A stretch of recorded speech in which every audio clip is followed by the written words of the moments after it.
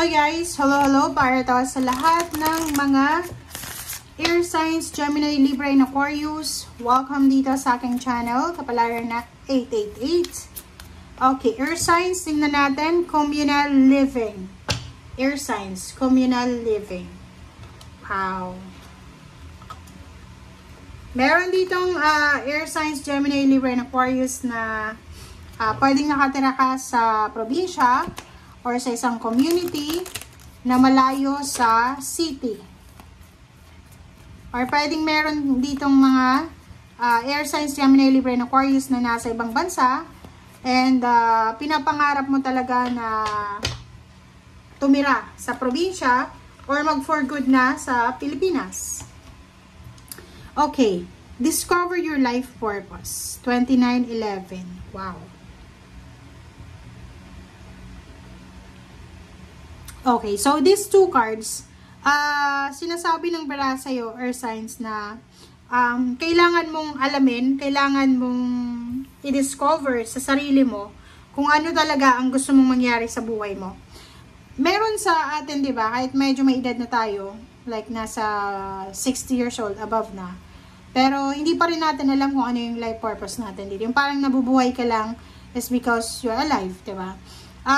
Pero may mga tao din na nasa below 30 years old pa lang, alam na nila kung anong gusto nila.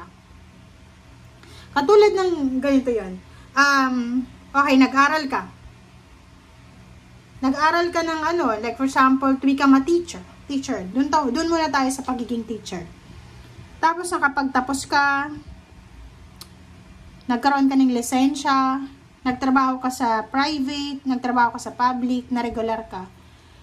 Pero hindi ka katulad ng iba talaga na teacher na yun talaga yung ano mo, yun talaga yung gusto mo eh. Yung una, yun yung gusto mo. Pero pagdating ng araw, habang lumilipas yung araw, parang nagbabago yung gusto mo. Ang ibig sabihin nun, hindi pa natin alam yung life purpose natin. Kahit sabihin mo na, okay, nakapagtapos ako ng teacher, breadwinner ako, ganyan, ganito. Minsan hindi natin alam kung ano yung purpose natin.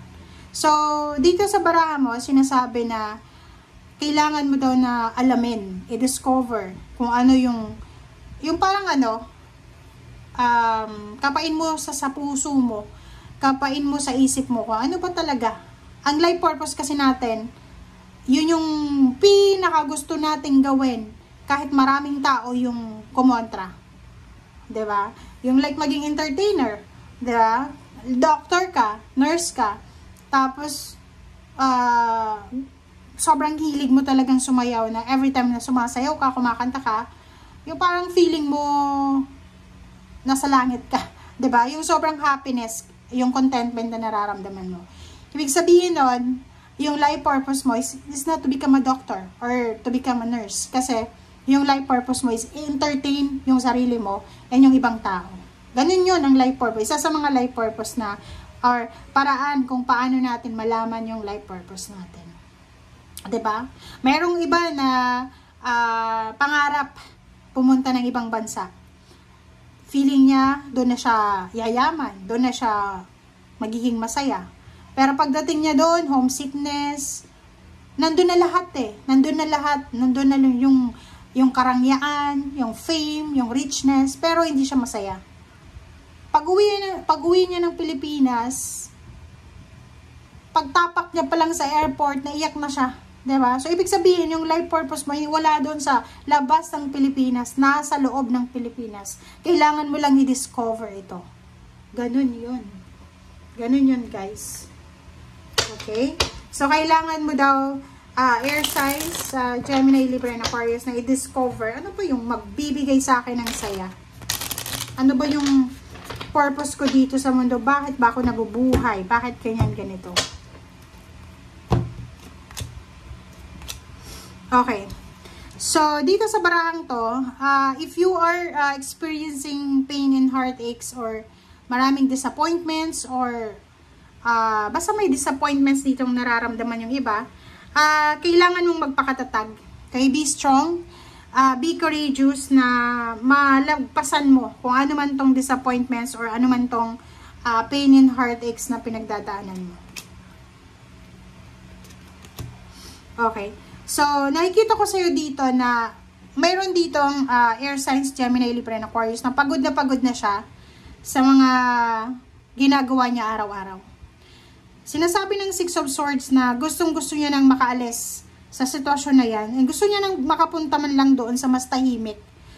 Siguro yung everyday life mo ay sobrang stressful.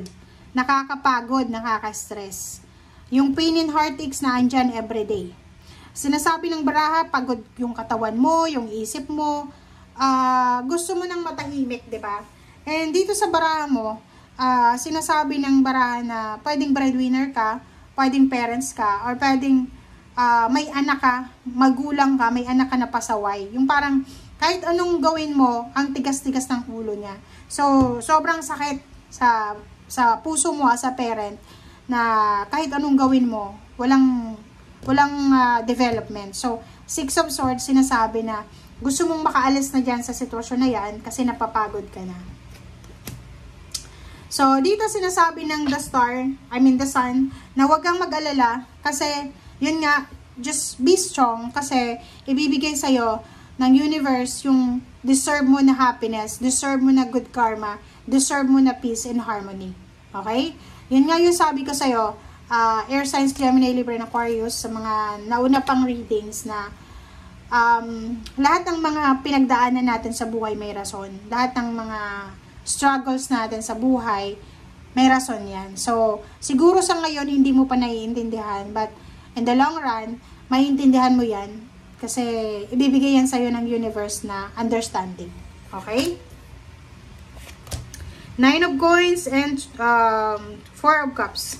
So, dito sinasabi ng baraha sa'yo, air signs, Gemini, Libra, and Aquarius, na isang financial wishes ang posibleng ibibigay sa'yo ng universe from your loved ones. So, isang kamag-anak, kakilala, malapit sa'yo, ang posibleng makatulong sa'yo financially, na siya yung makasagot sa mga financial wishes mo or financial prayers. The Empress and Nine of Swords, yun na nga, nakikita ko sa'yo dito, yung iba sa inyo dyan, may mga air signs, Gemini, Libra, and Aquarius, na sleepless nights kayo. May insomnia or hindi kayo makatulog sa gabi. Hindi kayo makatulog dahil namumroblema kayo eh. Ang mga tao sa paligid mo, lalo kung breadwinner ka, or pwedeng parents ka, or anak ka, may anak na matino, may parents na hindi matino. May anak na sobrang pasaway, may parents na sobrang tino. So, nakikita ko sa'yo dito na namumroblema ka sa future ng mga taong ito. Hindi ka namumroblema sa future mo eh. Namumroblema ka sa mga taong ito na nakapaligid sa'yo. Kasi nakikita mo na kailangan nilang magbago pero wala silang initiative para magbago. Okay? So, thank you guys for watching. I hope na nakaresonate ka dito. Air signs, Gemini, Libra, and Aquarius. Bye!